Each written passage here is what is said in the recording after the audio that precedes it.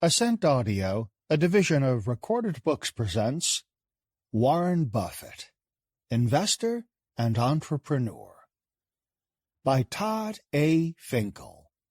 Narrated by Steve Monash. Publisher's note: in this audio edition, you will hear references to appendices and tables present in the print and e-book formats of the book. Preface.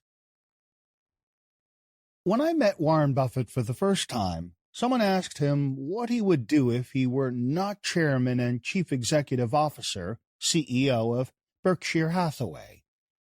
Buffett quickly responded, "A teacher." When asked why, he said, "There have been so many teachers that have had a significant impact on my life."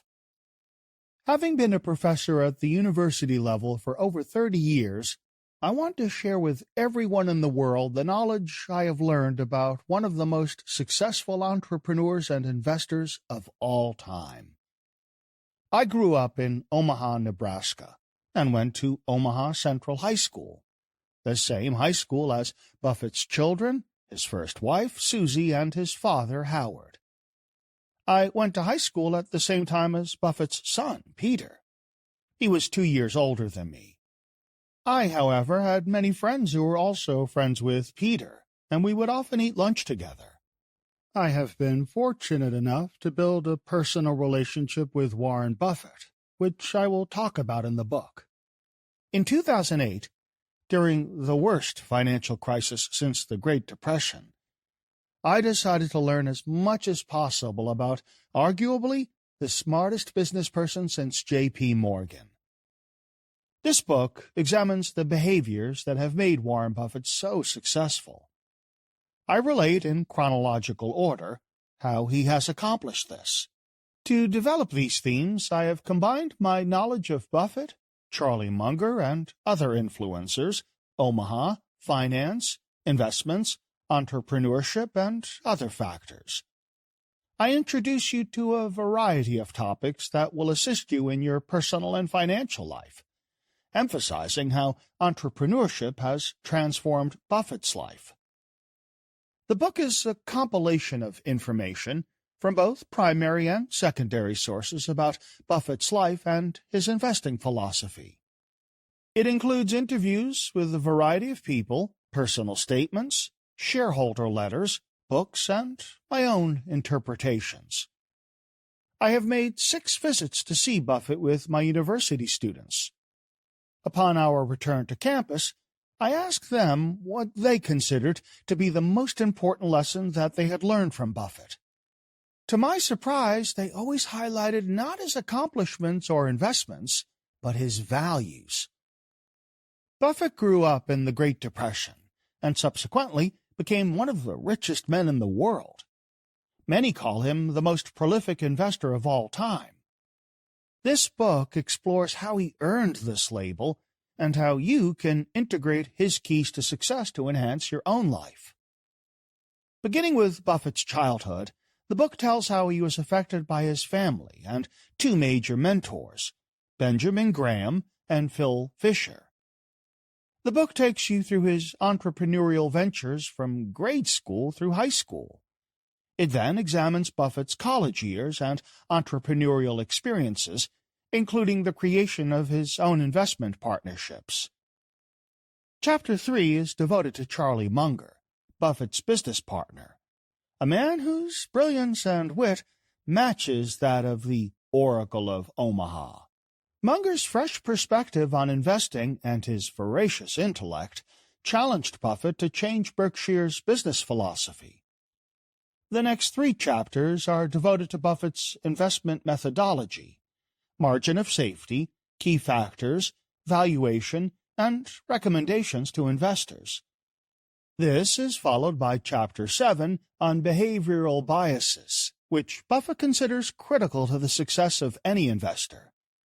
This chapter defines several biases, gives a few examples, and then tells you how to overcome them. The following 2 chapters of the book, chapters 8 and 9, examine the history of Berkshire Hathaway.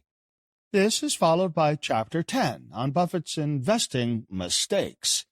Next, Chapter 11 focuses on Buffett's keys to success, values, views on happiness and philanthropy, and then Chapter 12 explores Buffett as a person. What is it like being in the same room with him? It is based on my own experience of bringing my classes to Omaha. The chapter takes you through the question and answer time with Buffett. Finally, Chapter 13 updates you with what is happening today in investing with a focus on financial services technology, fintech, cryptocurrencies, Bitcoin, and other digital currencies. This will be part of the future for Berkshire Hathaway. As I look back on the many years it took for me to write this book, I realized that few, if any, authors writing about Buffett have discussed a real-world example of how Buffett values investments and the strategies he follows through a step-by-step process. My goal is to give the layperson the ability to value companies as Buffett does. This way, they can use this process when making their own investment decisions. Furthermore, few books written on Buffett have explored behavioral biases.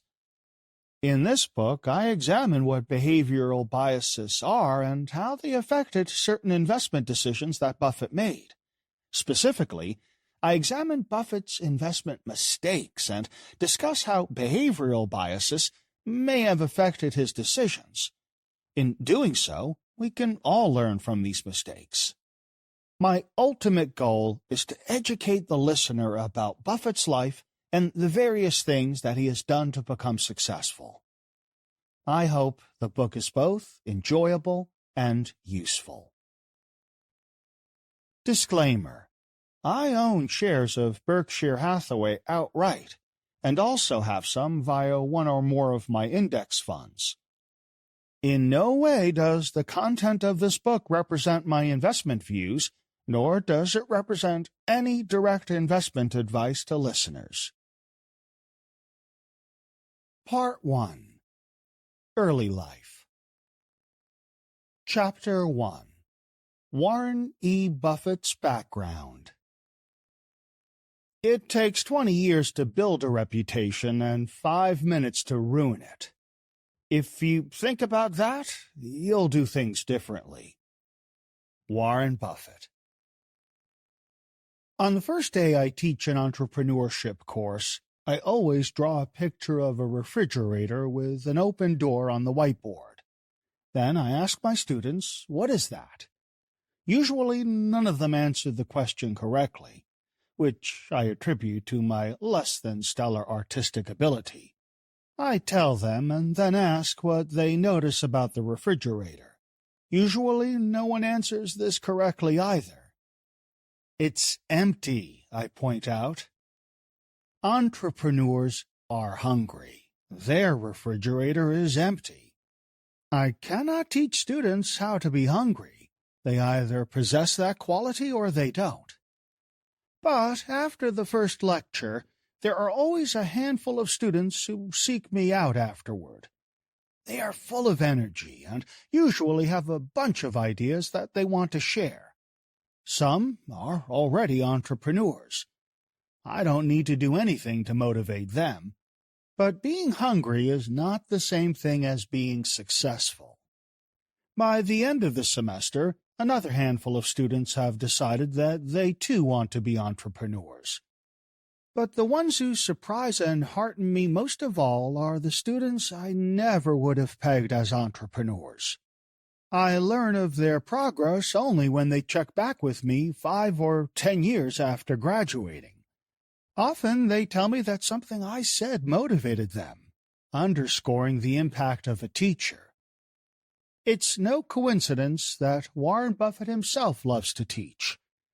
He has often said that if he had not gone into finance and investing, he might have become a teacher. Maybe that's hard to believe coming from a multi-billionaire, but Warren E. Buffett often confounds expectations and stereotypes.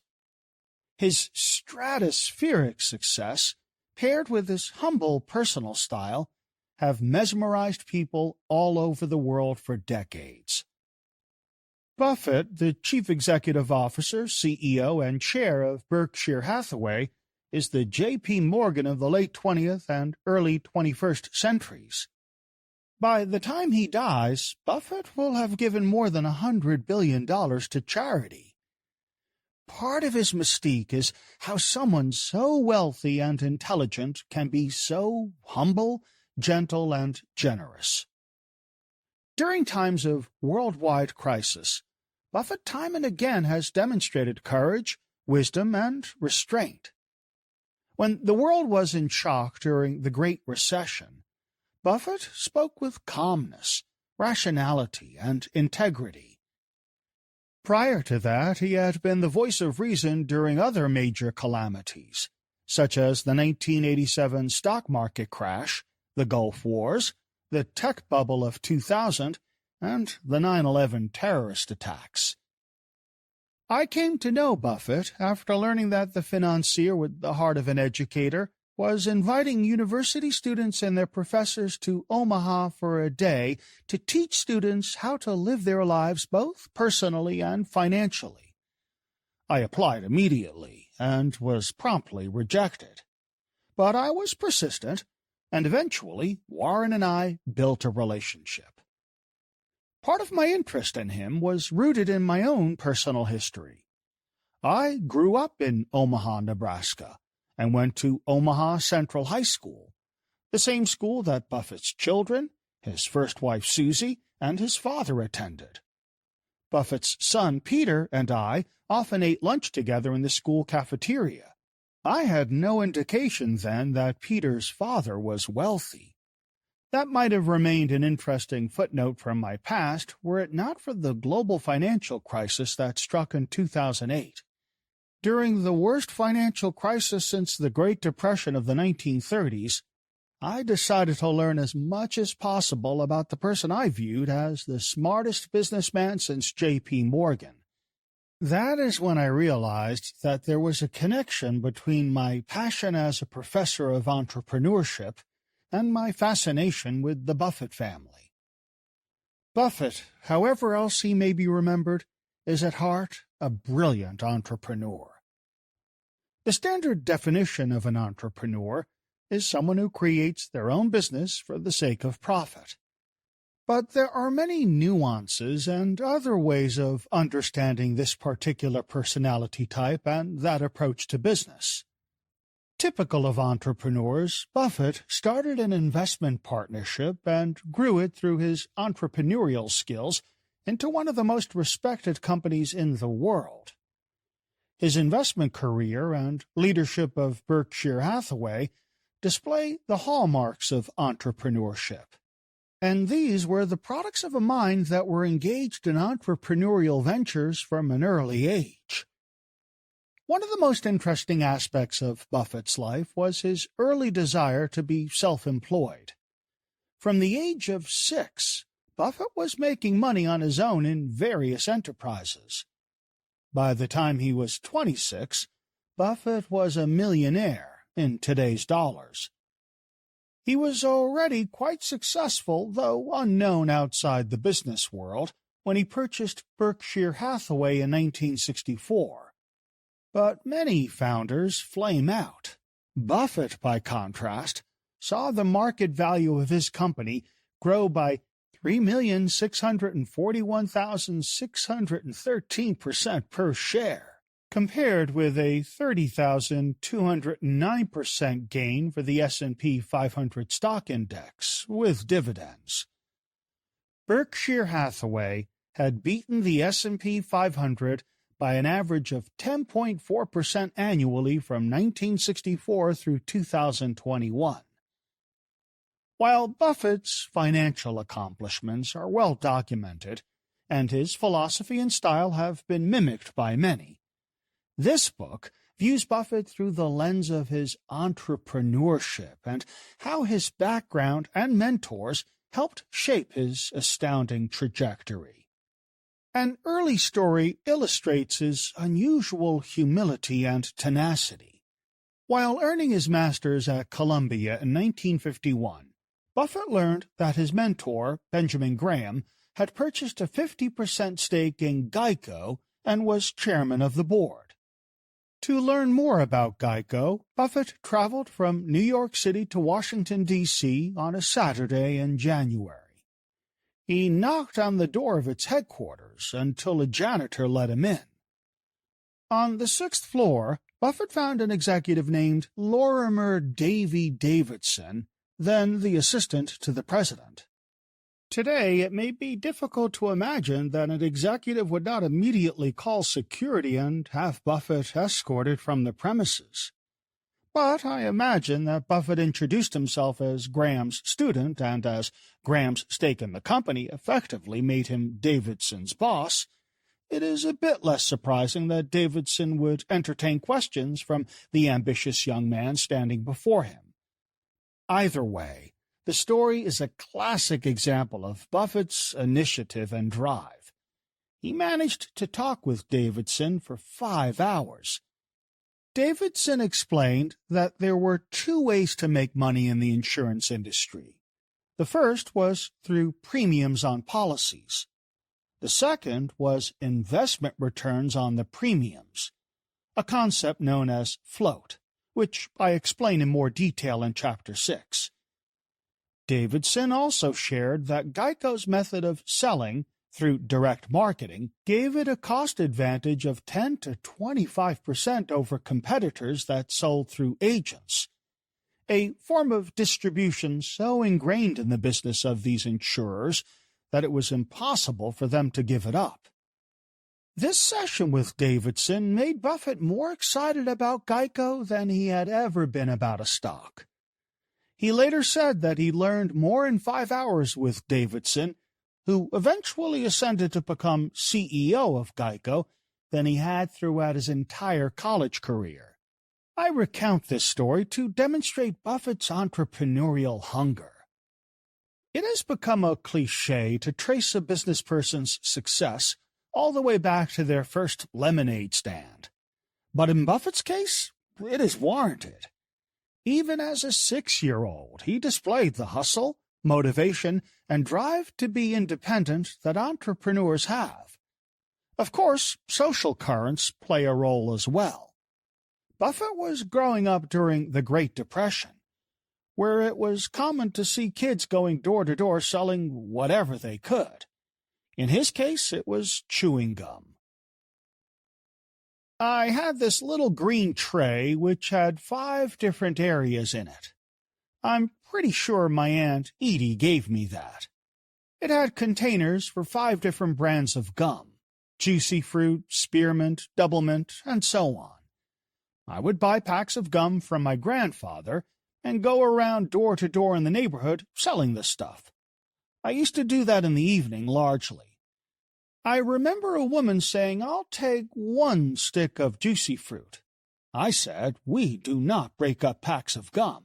I mean, I've got my principles."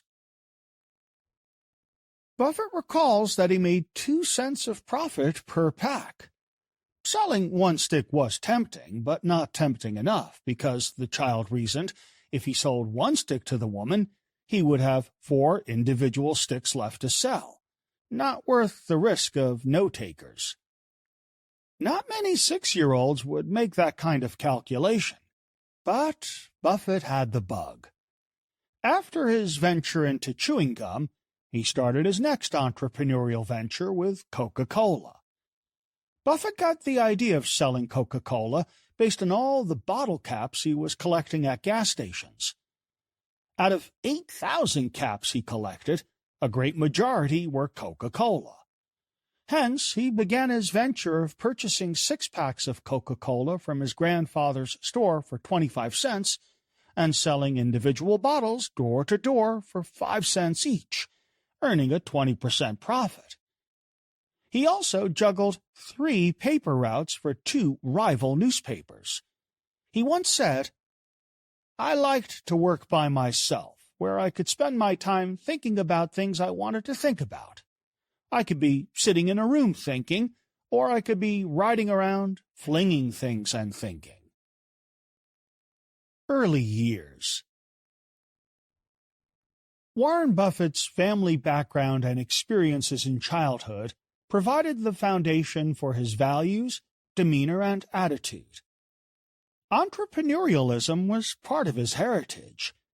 His family's history in America dates back 7 generations to the 1600s, where his earliest relatives moved from France and settled on Long Island, New York as farmers. 200 years later, his great-grandfather, Sidney Homan Buffett, aspiring to something more than the hard life and meager wages of farming, moved west to Nebraska, where he eventually opened his own grocery store in downtown Omaha. Even then, in the 1860s, the Buffetts were dispensing business advice. Sidney's father wrote him letters with the following counsel: "Try to be punctual in all your dealings. You will find it difficult to get along with some men. Deal as little as possible with such. Save your credit, for it is better than money. If you go on in business, be content with moderate gains. Don't be too hasty to get rich. I want you to live so as to be fit to live and fit to die." Sidney married Evelyn Ketchum in 1870, and they had 6 children. Their sons, Ernest and Frank, helped to run the grocery store. Born in 1877, Ernest married Henrietta Duval in 1898. The couple had 4 sons and a daughter: Clarence, George, Fred, Howard, and Alice.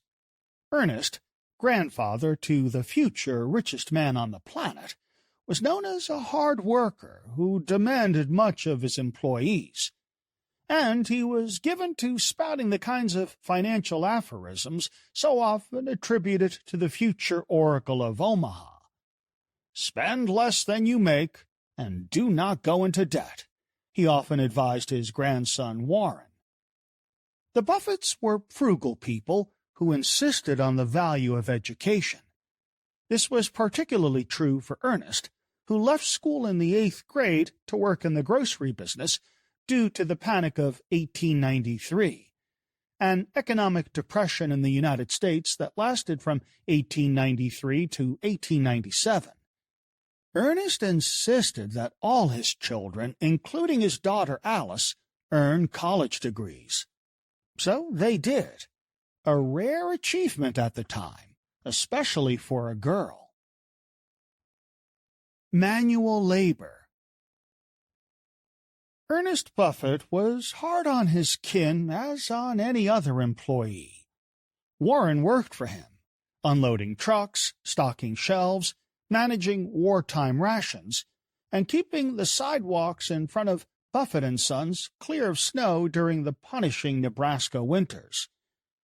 Ernest paid him $2 a day for 12 hours of work, about 17 cents per hour, or about $2.65 per hour in today's dollars. It was during these years that the young Buffett became certain that he wanted a life that did not involve manual labor, and that whatever work he eventually did, he would be his own boss. As Charlie Munger said, "There was no minimum wage in those days on Saturday, nor were there child labor laws. Social Security was a new concept, and it disgusted Ernest, who believed that it discouraged self-reliance. After working Warren, his friend John Pascal, and Warren's eventual right-hand man Charlie Munger to the bone, Ernest demanded that they each fork over 2 pennies from their $2 pay as their contribution to Social Security. Today, Buffett recalls those years, and a key lesson that his grandfather imparted. The worst job was when he hired me and my friend John Pascal to shovel snow. We had this huge snowstorm, a foot of super wet snow. We had to shovel out the whole bank of snow, in front where the customers parked, and in the alleyway behind the store, in the loading dock, and by the garage where we had the 6 trucks. We worked at this for about 5 hours, shoveling, shoveling, shoveling, shoveling. Eventually, we couldn't even straighten our hands. And then, when we went to my grandfather, he said, "Well, how much should I pay you boys? A dime's too little and a dollar's too much." I'll never forget. John and I looked at each other. Their stomachs dropped. Ernest was talking about pay that they would have to split between them. Buffett remembers this as the moment he learned a key adage: always know what the deal is in advance. In the early years of the 20th century, Omaha was run by a few prominent families, and the Buffetts were decidedly not among them. Ernest's son, Howard, attending public schools and wearing hand-me-downs, felt his outsider status acutely. As soon as he was able, Howard escaped to attend college at the University of Nebraska in Lincoln, where he majored in journalism. As an editor of the school newspaper, the Daily Nebraskan, Howard hired a bright young woman named Layla Stahl, and the two eventually married in 1925. Within 2 years, the couple had moved back to Omaha, where they had 3 children: Doris, born in 1928, Warren, born in 1930, and Roberta, known as Bertie, born in 1934. Initially, Howard sold insurance. Then, 2 years before the stock market crash of 1929, he decided to become a stockbroker for Union State Bank. Howard died young, at age 60, but not before turning to politics and serving 4 terms as a Republican congressman. The Buffetts were moving up in the world. Buffett and the Great Depression. One of the biggest early influences on Warren Buffett's life was the Great Depression. On September 3, 1929, the Dow Jones Industrial Average peaked at 381.17. By November, the market had crashed to 220.39, a drop of 42%. But the ride was not yet over. Although stocks had regained much of their value through the early months of 1930, creeping back up to 294.07, by April 17th, the market finally bottomed out at 41.22 on July 8, 1932. In the end, 89% of its value was lost, plunging millions of people into poverty and touching off an economic depression that rocked the world and haunts history to this day. Into this financial maelstrom, Warren Buffett was born on August 30th, 1930. The following year, 2 days after Warren's first birthday, his father was laid off. Howard, now ousted from his stockbroker's job, had also lost all of his family's savings. The period following the market crash saw more than 4,000 bank failures. Could he work at the grocery store? Howard asked his father. Ernest had no money to hire him with. Instead, he supplied his son and grandchildren with food on credit. Undefeated, Howard opened his own stock brokerage, selling municipal bonds, utility stocks, and other securities that he deemed safe. The business thrived, and slowly the firm began to make money. But that did not mean all was smooth. The Buffetts' financial stress began to show up in the behavior of Warren's mother, Layla, who verbally abused her 3 children. Warren's older sister, Doris Buffett, later came to believe that Layla suffered from undiagnosed bipolar disorder. Around the same time, Howard was diagnosed with a heart condition that also took a toll. Warren and his siblings later said they could tell what type of day it was going to be by the tone of Layla's voice in the morning. Both Layla's grandmother and mother had a history of mental illness.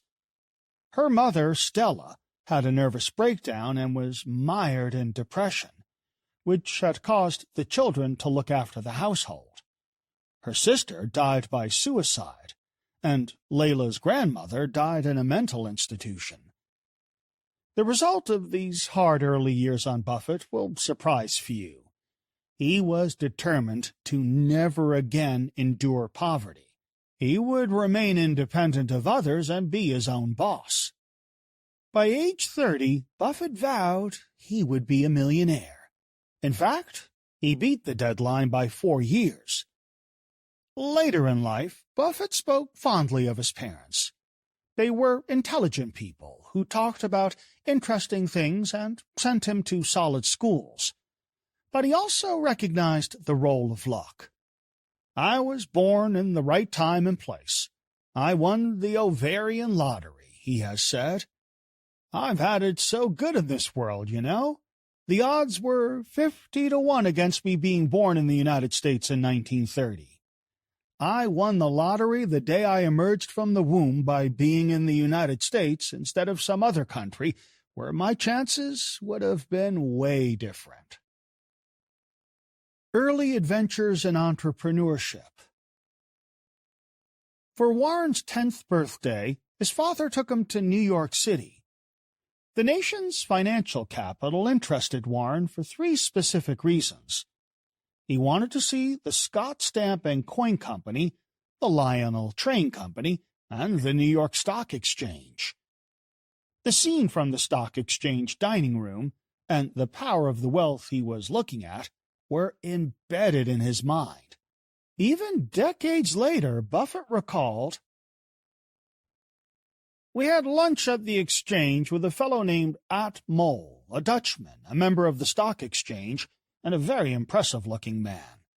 After lunch, a guy came along with a tray that had all these different kinds of tobacco leaves on it. He made up a cigar for Mr. Mole, who picked out the leaves that he wanted. And I thought, this is it. It doesn't get any better than this. Money could make me independent. Then I could do what I wanted to do with my life. And the biggest thing I wanted to do was work for myself." An avid reader, Buffett was riveted by any book that had the words investment or finance in the title or implied the same. One of his favorites was 1,000 Ways to Make $1,000. At 10, he was already doing whatever he could to make a buck.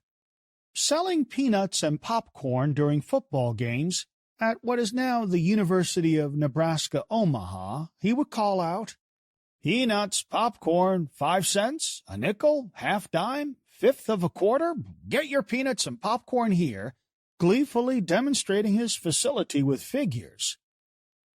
More profitable than concessions was Buffett's golf venture. He walked the nearby courses, gathering up golf balls that had been lost in the underbrush, and then he cleaned them up and resold them for $6 a dozen. Eventually, the police got wise and kicked him out. But when the authorities spoke to Buffett's parents, Howard and Layla were unconcerned. This was merely another sign of their son's precocity and ambition, they felt. Warren's sisters saw it somewhat differently. Their brother seemed to walk beneath a halo of approval and for that reason got away with pushing boundaries. The dust-up over his golf scheme hardly deterred the young Warren. Although he was still too young to gamble, the future Oracle of Omaha frequently visited the local Exarban, Nebraska spelled backwards, racetrack and coliseum, looking for discarded tickets that might be worth money. Buffett later described the practice with glee. "They called that stooping. At the start of the racing season, you get all these people who had never seen a race except in the movies. And they would think that if your horse came in second or third, you did not get paid because the emphasis was on the winner. So they would throw away place and show tickets. The other time you would hit it big was when there was a disputed race. By that time, people had thrown away their tickets. Meanwhile, we were just gobbling them up." even then, he was using knowledge, or another person's lack of it, to gain a financial advantage. Buffett also sold a racer's tip sheet, combining his skill at math and his love of gathering information to handicap the horses.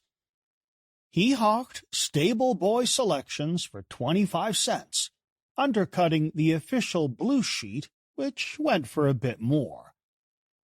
Every one of these ventures required an ability to make rapid calculations on the spot in his head. To this day, Buffett claims that he does not use a computer or calculator when figuring profits and losses. First investments in stocks and real estate. In 1942, at age 11, Buffett purchased his first stock, 3 shares of Cities Service for $38.25 per share, a total investment of $114.75, presumably earned through his racetrack schemes. The price bottomed at $27 and then rose to $40, so he sold it, only to watch the stock price soar to $200 a share. This was a key early lesson about the importance of patience in investing. The performance of the stock market over the next 77 years illustrates everything you need to know about Buffett's positive outlook on American investing. Today, that young boy's investment would be worth more than $600,000. Howard Buffett, always interested in politics and public affairs, got elected to Congress when Warren was 12, and the family moved to Washington, D.C.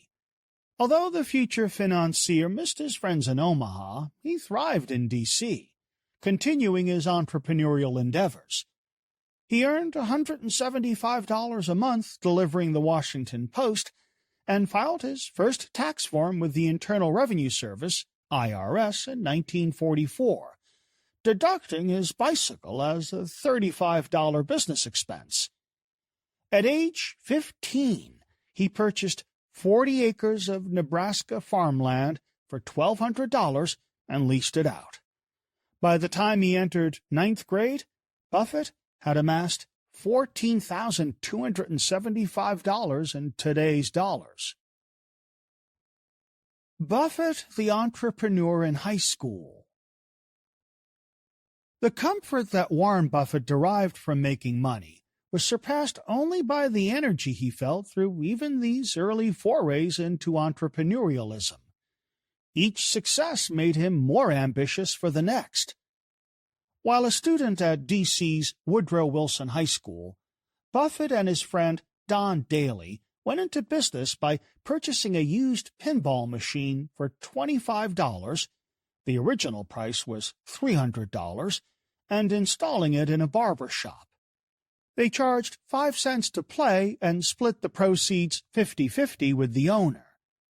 Calling it the Wilson Coin-Operated Machine Company, the teens' little venture quickly grew to 7 machines in different stores and earned them $50 a week. In 1947, they sold the business for $1,200 to a war veteran. Daly and Buffett also rented out a 1928 Rolls-Royce, which Daly had bought for $350 from a scrapyard and repaired himself for $35 per day. By age 16, Buffett had graduated. He was 16th in his class of 350 and had already made $6,000, or $76,366 in 2022 dollars through his various entrepreneurial ventures. His high school yearbook photo was captioned, "Likes math, a future stockbroker." The yearbook editors were certainly pointed in the right direction, but they could hardly have guessed how soundly their predictions would be knocked out of the park. As of March 2022, Buffett has a personal net worth of $126 billion. See Appendices 1 through 3 for financial statements for Berkshire Hathaway from 2016 through 2021, and Table 1.1 for the companies that it owns as of March 2022. This material can be found in the print and ebook versions of this book. The role of roots.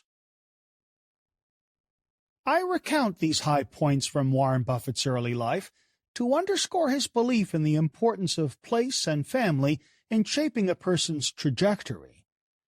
I also do so to share my personal perspective on his story. As I have mentioned, I too grew up in Omaha and attended Omaha Central High School, the alma mater of Warren's father, Howard, his first wife, Susan Thompson Buffett, and his 3 children, Susie, Howard, and Peter. Buffett's legendary right-hand man and business partner, Charlie Munger, also graduated from Omaha Central in 1941. We'll learn more about him and his influence on Warren Buffett in Chapter 3. The largest city in Nebraska, Omaha, is Midwestern in its culture and values. Its 1.3 million residents value hard work and humility. Omaha Central High School today educates some 2,500 students. When I attended in the late 1970s, the school was open to anyone in the city. As such, it was culturally and ethnically diverse, with students who were Black, Hispanic, Jewish, Asian American, and Native American. Today, Omaha Central is 60% minority students. When I attended Central, it was housed in an old building with creaky floors. The doors from the courtyard no longer shut, and in the winter the cold prairie air would whistle inside. There were 4 floors with separate staircases for girls and boys. The bathrooms were tiny, lacking in privacy, and often full of cigarette smoke. Peter Buffett. When I attended Central, Buffett's youngest son, Pete Buffett, was a senior. We often ate lunch together, members of a loose group of friends who would grow up to become some of the most prominent intellectuals in our city. Several were on Omaha Central's math team, which consistently placed among the top 3 nationally. Some of these students went on to Harvard, the Massachusetts Institute of Technology, MIT, or the University of Chicago. One grew up to run 2 public companies in Silicon Valley. Excellence in mathematics was an important part of the culture at Central. But I had no idea about Pete's background or the wealth of his father, nor did anyone around us. Warren Buffett maintained a low profile in the community, as well as in the financial markets. Even his children were unaware of Buffett's remarkable investment success. He came home from work every evening and ate dinner with them. To the kids, he was just Dad. Today, Pete is a musician, author, philanthropist, composer, and Emmy winner. The author of the New York Times bestseller, Life is What You Make It, Find Your Own Path to Fulfillment, Peter is often asked about his upbringing. How did growing up in Omaha as the son of the world's wealthiest man shape him? In a 2011 interview, Peter had this to say about his community. I know what worked for me was that it wasn't noisy. There wasn't a lot of distraction. There weren't a lot of people thinking you had to be this way to be cool or that way to be whatever. I talk about this in my show, that the simplicity and integrity of my upbringing. It wasn't about my father having money or any of that stuff, because when we were kids, we didn't know he did. It was about my grandparents living a few blocks away. It was about going to the same school where I had the same English teacher my mother had. It was all these things that created a safe environment. I mean, I know they say that musicians and artists have to struggle and be miserable. First of all, I don't think that's true. although it does give you things to work with in terms of writing songs and things. I think it's the environment's lack of distraction that allows you to produce art. And that's why my dad stayed in Omaha, because he could focus on his version of art. I really think the environment, what some people might think, geez, this isn't very exciting, actually can be a great incubator for great ideas. Omaha was home to the world's largest stockyard from 1955 to 1971. It opened in 1884 with 7,000 head of cattle and had expanded to have 7.7 million by the late 1940s. Although the stockyards shut down in 1999, the old Livestock Exchange building still exists. Today, the city is home of Boys Town and the College World Series. Aside from Berkshire Hathaway, several other Fortune 500 and Fortune 1000 companies are located there, including Aflac, Insurance and Financial, Union Pacific, the largest railroad in the United States, Peter Kiewit Sons, Construction, Mutual of Omaha, Insurance and Financial, TD Ameritrade, Financial, Green Plains Renewable Energy, Werner Enterprises, Transportation and Logistics, and Valmont Industries, Manufacturing. Omaha Healthcare and Berkshire Philanthropy. From my perspective, what feels particularly notable about our hometown is the role of healthcare in Omaha and its relationship to philanthropy. In 2009, 2011, and 2017, I took 3 groups of students and 4 professors to Omaha to meet with Buffett. I showed them Central High School, Buffett's home, and Berkshire Hathaway's corporate headquarters. But they were most dazzled by the city's healthcare complex in Midtown. Creighton University and the University of Nebraska Medical Center, usually referred to as the Med Center, both have a medical school and a pharmacy school. In 2018, Creighton opened a new dental school as well. In addition, Omaha boasts 6 nursing schools. Together, these institutions position Omaha as one of the top healthcare communities in the country. Amid all of it, we could not miss a huge new building, the Fred and Pamela Buffett Cancer Center. Warren's cousin, Fred Buffett, one of the earliest investors in Berkshire Hathaway, died of kidney cancer 25 years ago. After his passing, Fred's widow led a drive to raise $370 million for the new center. Dick Holland, a prominent local business person, was an early investor with Buffett who made millions. He has stated that at least $1 billion in Berkshire-related money has been donated or pledged to the betterment of Omaha. Holland himself became a major donor to the city's $90 million Holland Performing Arts Center. Other early Berkshire investors who have funneled their earnings back into Nebraska institutions include Carl and Joyce Mammel, Bill and Ruth Scott, Lee and Willa Seaman, Dan Monin, John and Janice Cleary, Leyland and Dorothy Olson, Stanley and Dorothy Trulson, and Donald and Mildred Top Othmer. Their projects include a business college, a classroom building in Lincoln, medical research and teaching facilities in Omaha, and the football stadium at Omaha Central High School. Buffett the Entrepreneur. So far, I have sketched some of the building blocks of personal background and social history that have contributed to Warren Buffett becoming one of the most successful entrepreneurs of all time. His personality and values were undoubtedly shaped by the entrepreneurial tradition within his own family.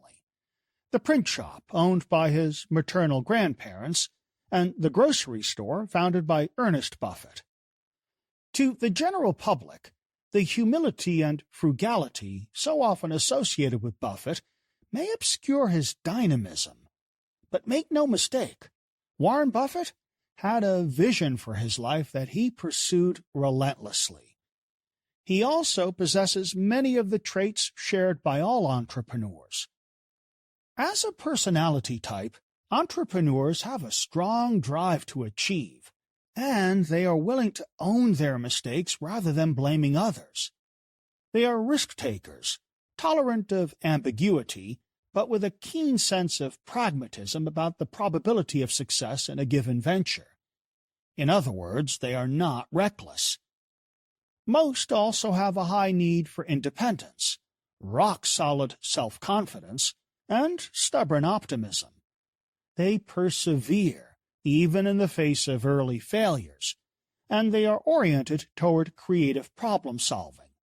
Always, they are highly energetic people who pride themselves on their resourcefulness. Almost always, they are team builders. Above all, entrepreneurs are not followers. They are unafraid of moving in a direction opposite to that of the crowd, the masses. That's where they find innovation. This orientation is one that Buffett and his partner Charlie Munger emphasize constantly. To be successful, entrepreneurs must think for themselves rather than passively following a direction or cues set by others. Can you become an entrepreneur? I have spent a large part of my academic career observing Warren Buffett, whether through my work teaching entrepreneurship or from growing up in Omaha alongside his children. Aside from the entrepreneurial personality traits I've listed here, the one characteristic I see in all entrepreneurs is appetite. Put simply, entrepreneurs are hungry.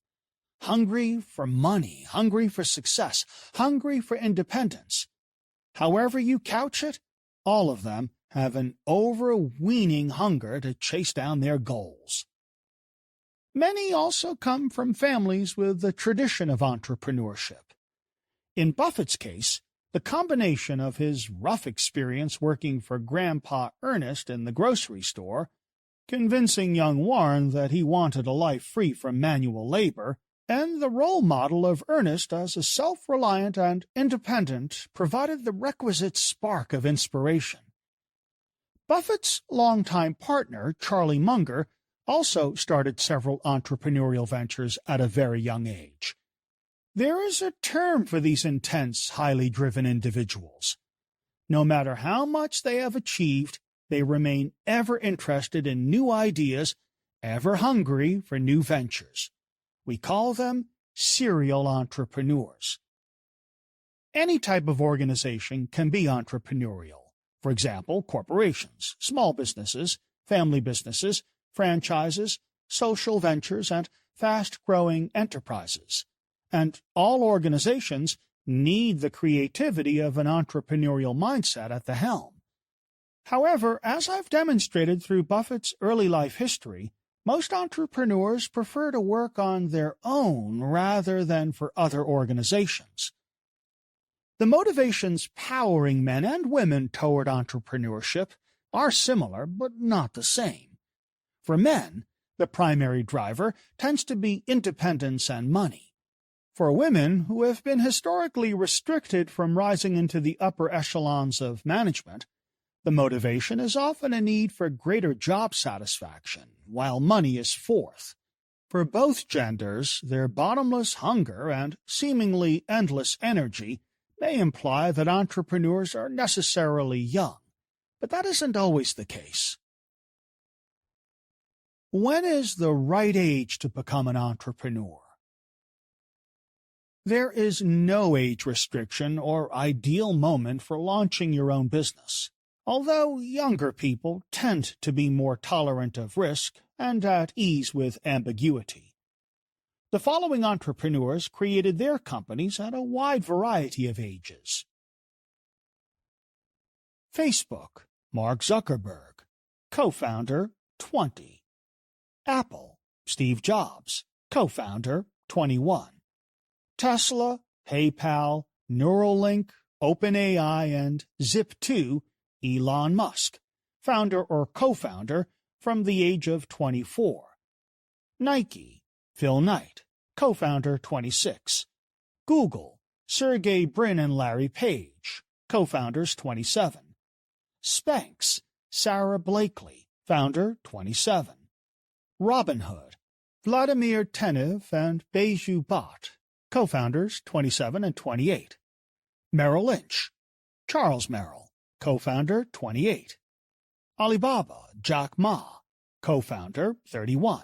Amazon, Jeff Bezos, founder 31. Twitter, Jack Dorsey, founder 32. Urban One, Kathy Hughes, founder 33. Charles Schwab Corporation, founder Charles Schwab, 34. Appaloosa Management, David Tepper, founder 35. IBM, Thomas Watson and Charles Flint, co-founders 36 and 60. Ford Motor Company, Henry Ford, founder 40. Walmart, Sam Walton, founder 40.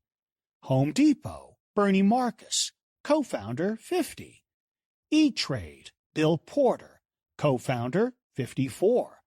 Kentucky Fried Chicken, KFC, Harlan Sanders, founder 62. As far as perseverance and tolerance for failure, there may be no better example than Jack Ma, who had to overcome numerous hurdles before he became the world-famous billionaire we know today. For starters, to learn English, he spent 9 years giving foreigners tours of his hometown, Hangzhou, China.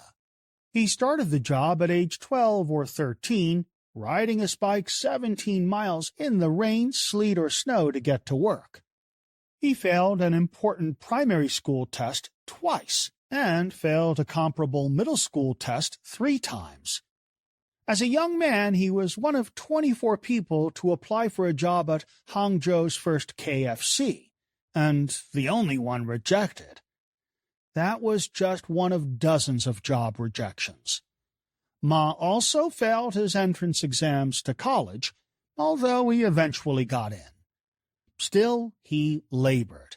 Ma applied to Harvard Business School 10 times and never made it. Today, he is worth billions. What the most successful entrepreneurs did: participated in new ventures, gained startup experience, knew where to seek advice, social networks, acquired skills in a line of business, focused on making their businesses profitable, continuously read and learned, surrounded themselves with creative, resourceful, and intelligent people, and then got out of their way, were good to their employees, for example, shared the profits, knew they had weaknesses. Buffett, for example, famously invests only in industries he understands, thereby admitting that he does not understand everything. What can you do to become a successful entrepreneur? Build a network of people with a wide variety of skill sets. Get a few mentors. Seek education. Many failures occur if you have experience and no education.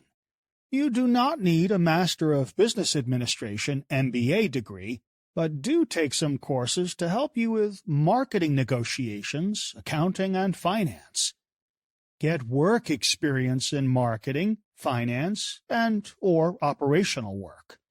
Participate in new ventures and learn from your mistakes. Motivations for becoming an entrepreneur. Your desire to become an entrepreneur can stem internally from your own ambition, or it can be touched off by an unexpected external event, such as a divorce, a layoff, or even a pandemic. Or you may simply come upon an opportunity and become inspired to take a calculated risk. I offer this advice to my students. If you really want to become an entrepreneur, go work for someone in the industry you're focused on. Learn everything you can. Ask questions and look for niches. Save your money so you will have enough when the time is right to leave. Even if you feel that you are not an entrepreneur at heart, there might be points in your life when you have no choice but to become one. For example, the COVID-19 pandemic resulted in the sharpest spike in unemployment since the Great Depression. Millions of people have reevaluated their options and their values, plunging into independent, gig economy work that edges toward the entrepreneurial. Driving for Uber, blog writing, independent consulting, online tutoring, sales via the internet, building online businesses, recording audiobooks, pet sitting, house sitting, and many more. But it takes a self-starter with confidence to move from the independent side gigs into full-fledged entrepreneurialism. Even if you are not an entrepreneur, all signs suggest that in the America of the 21st century, you'll need to think and act like one.